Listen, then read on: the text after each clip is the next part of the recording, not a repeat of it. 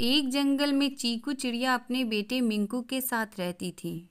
चिड़िया बहुत ही ज़्यादा मेहनती थी, इसलिए वो अपने बच्चे को हमेशा मेहनत करने की सीख देती थी और जहाँ भी वो जाती अपने बेटे मिंकू को साथ लेके जाती थी।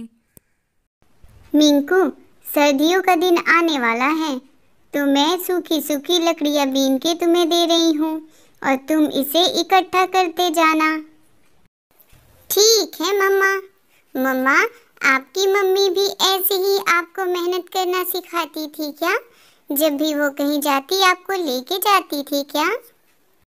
हाँ मेरा बच्चा, और मैं चाहती हूँ कि मैं रहूँ या ना रहूँ, तुम्हें कभी किसी चीज़ की दिक्कत ना हो और तुम भी मेरी तरह मेहनत करना सीखो। तो इसीलिए जैसे मेरी मम्मा मुझे लेके जाती थी लकड़ियाँ बीनने, मैं भी तुम्हें लेके जाया करती हूँ। ये दोनों सर्दियों के लिए लकड़ियाँ बीन रहे थे और दूसरी तरफ काला कौवा और उसका बच्चा दोनों आराम से सोए हुए था, क्योंकि उन लोगों को लगता था कि नहीं, हम लोग मेहनत नहीं करेंगे। मम्मा, वो देखो, मिंकू को और मिंकू की मम्मी को, वो दोनों दिन भर कितना मेहनत करते हैं। हमारा तो बहुत अच्छा है, हम तो दिन भर खाते हैं और सो जाते हैं। अरे मेरे प्यारे बच्चे, तुमको जैसे रहना है तुम रहो, वो लोग का छोड़ दो। वो लोग तो सिर्फ मेहनत में ही बर्बाद हो जाएंगे। ऐसे ही दिन बीतता जाता है और सर्दियों का मौसम आ जाता है। एक समय ऐसा आ जाता है कि घर से निकलना मुश्किल हो जाता है। तब मिंकू बेटी, सर्दियाँ तो बहुत ज़्यादा आ गई है।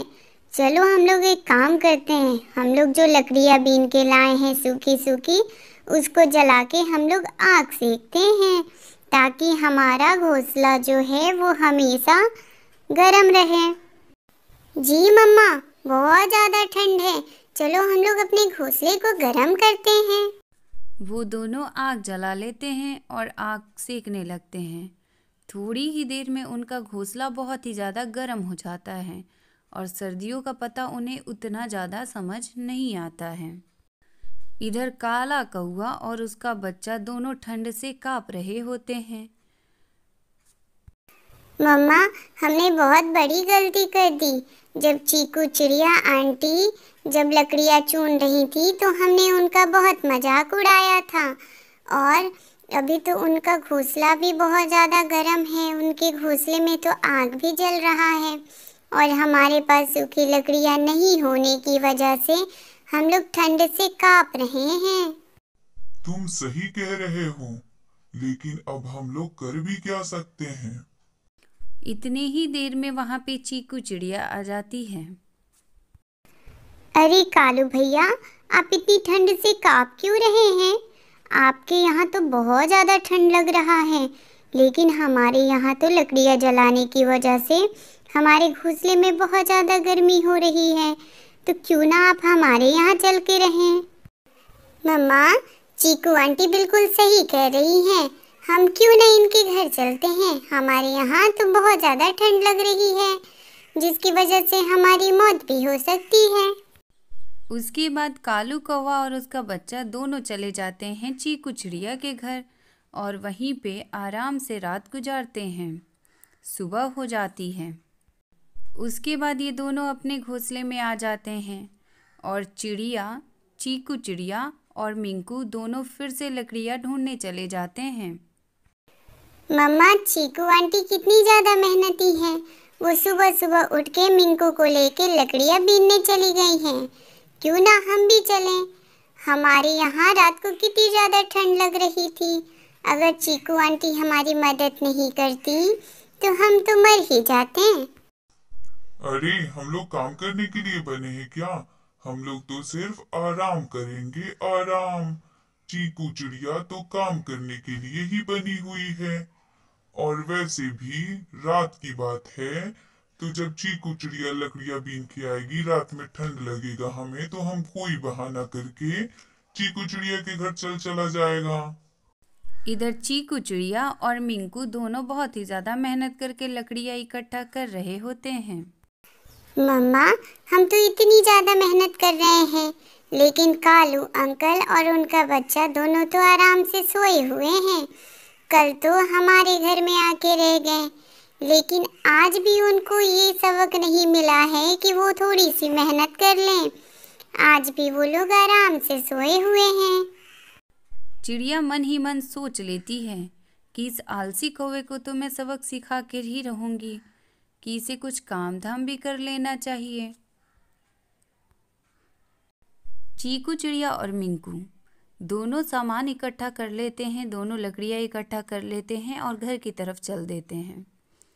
इस रात पिछली रात से ज़्यादा ठंडी गिरती है और कालू कौवा काँप रहा होता है और चीकू चिड़िया इधर अपने घर में लकड़ियों का इस्तेमाल करके आग जलाती है और इनका घोंसला फिर से गर्म हो जाता है।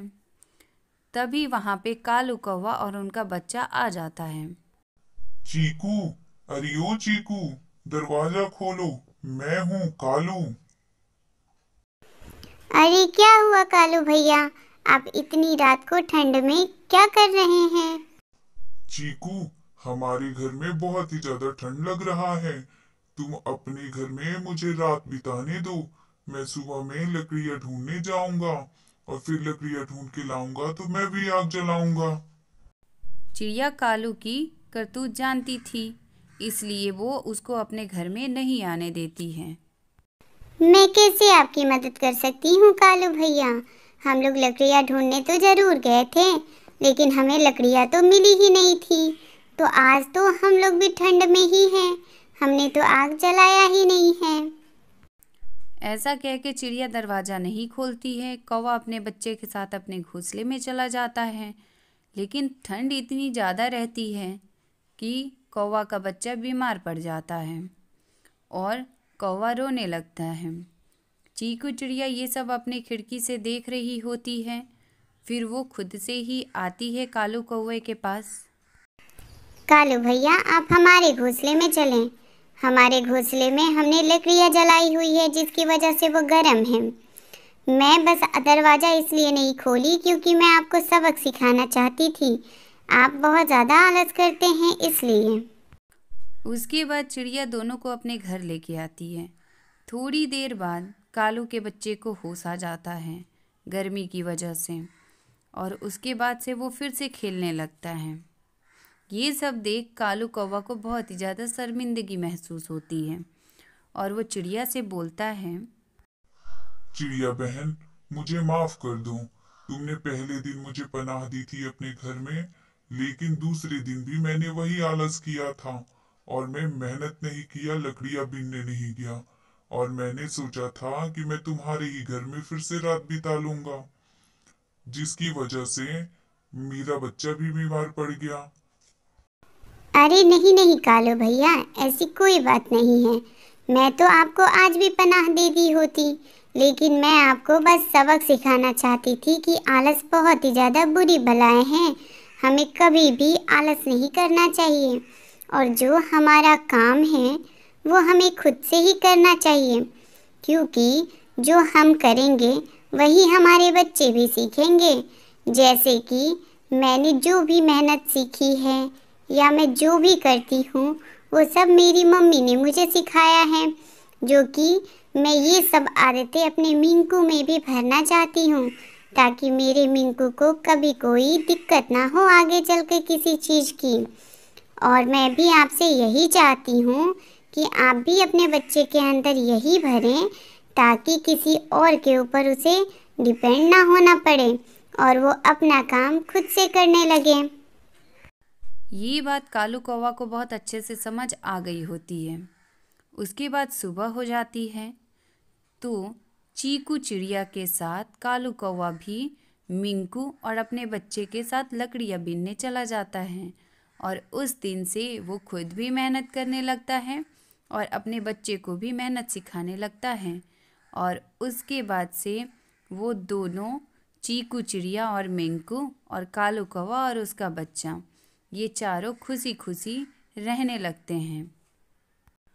और जो छोटे बच्चे थे उनको भी मज़ा आता था, वो लकड़ियाँ भी बीनते थे और वहाँ पे थोड़ा बहुत खेल भी लेते थे।